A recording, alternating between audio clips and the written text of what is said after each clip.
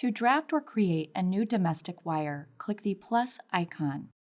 Click the New Wire button, then click the Domestic Wire button.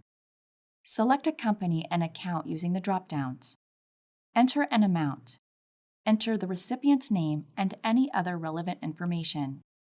Enter their bank's routing number. Enter the bank's name and the recipient's account number. Select an account type and the bank's address if necessary.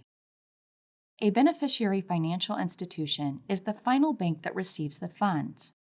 If you do not have the beneficiary FI's information, you can skip this step. Click Beneficiary Financial Institution to enter their information.